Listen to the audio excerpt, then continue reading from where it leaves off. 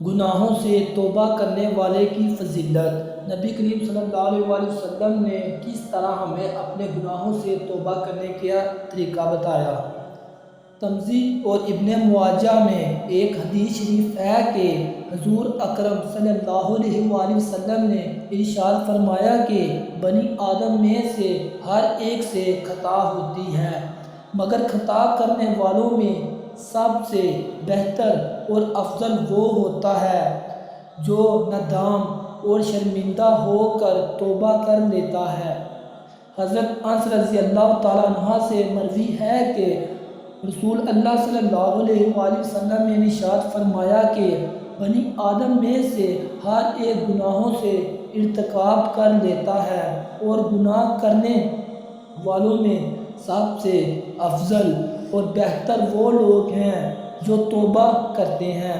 سیدنا عبداللہ بن عمر رضی اللہ تعالیٰ عنہ سے روایت ہے کہ میں نے نبی کریم صلی اللہ علیہ وآلہ وسلم سے سنا کہ آپ صلی اللہ علیہ وآلہ وسلم فرماتے ہیں، بنی اسرائیل میں کفل نامی ایک شخص تھا جو دن رات برائی میں پھنسا رہتا تھا، اپنی خواہشات نفس کا غلام تھا۔ اس نے ایک ضرورت مند عورت کو 60 دینار دے کر زناکاری کے لیے آمادہ کر لیا۔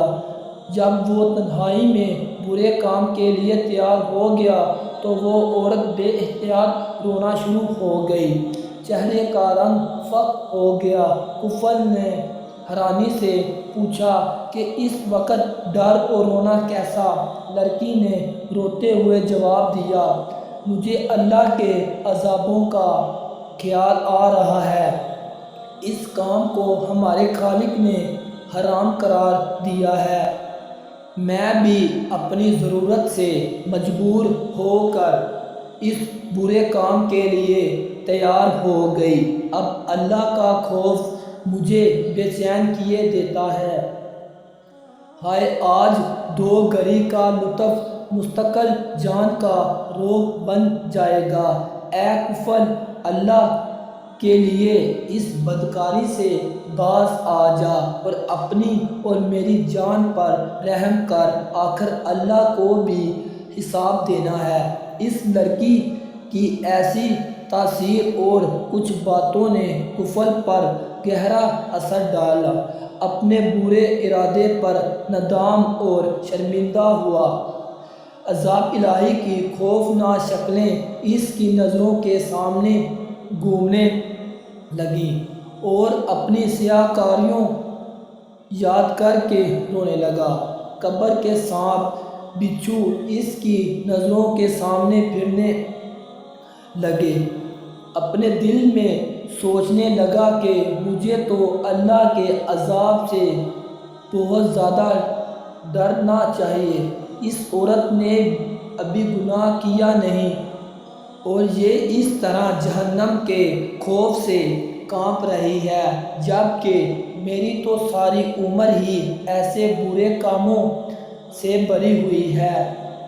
چنانچہ وہ کہنے لگا، اے نیک عورت، گواہ رہ، میں آج تیرے سامنے سچے دل سے توبہ کرتا ہوں کہ آئندہ اپنے رب کی ناراضگی کا کوئی کام نہ کروں گا، اللہ کی نافرمانی 50 دن میں لاؤں گا۔ میں نے وہ رقم بھی اللہ کے واسطے دی۔ اس کے بعد اللہ کے حضور توبہ استغفار کی، یا الہی میرے گناہوں سے درگزر فرما، میری خطائیں معاف کر دے، مجھے اپنے دامن عفو میں چھپا لے، مجھے جہنم کے عذاب سے نجات دے۔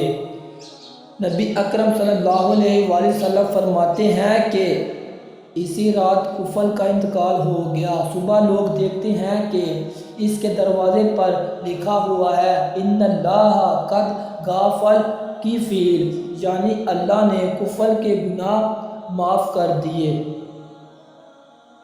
اس واقعے میں اس بے کس اور مجبور عورت کا حال ملاحظہ فرمائیے، جس نے ابھی گناہ کیا نہیں، مگر وہ بے مجنوں کی طرح کانپ رہی ہے۔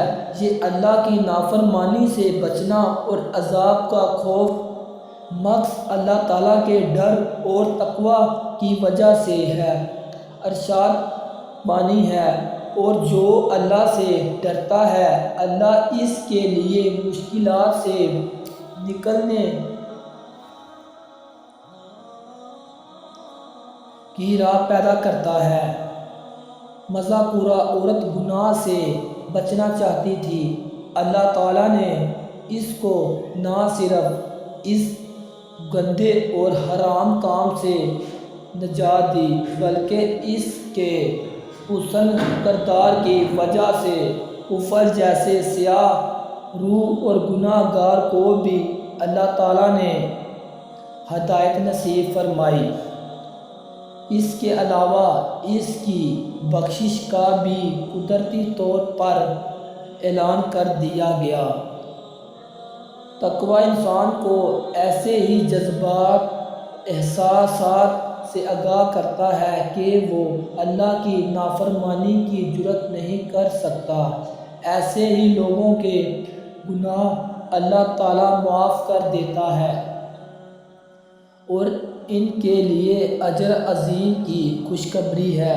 صحابہ کرام کے بعض اوقات سیرت کی کتابوں میں محفوظ ہیں۔ مسلمان ہونے کے بعد ان کو حسب سابق کچھ خواتین نے گناہ کی دعوت دی مگر انہوں نے انکار کر دیا، مثلاً مرشد بن ابی مرشد عنوی۔ یہ سب وہ کردار ہیں جو تقوی کی بدولت وجود میں آتے ہیں۔ اسلام ایسی ہی صورت کی توقیر ہر مسلمان سے کرتا ہے۔ نبی اکرم صلی اللہ علیہ وسلم کی دعائیں بھی اسی سلسلے میں مروی ہیں۔ اے اللہ، میں تجھ سے ہدایت، پرہیزگاری، پاک دامنی اور لوگوں سے بے نیازی کا سوال کرتا ہوں۔ دوستو ویڈیو پسند آئے تو ویڈیو کو لائک، کمنٹ اور شیئر کریں۔ تب تک کے لیے اجازت دیجیے۔ اللہ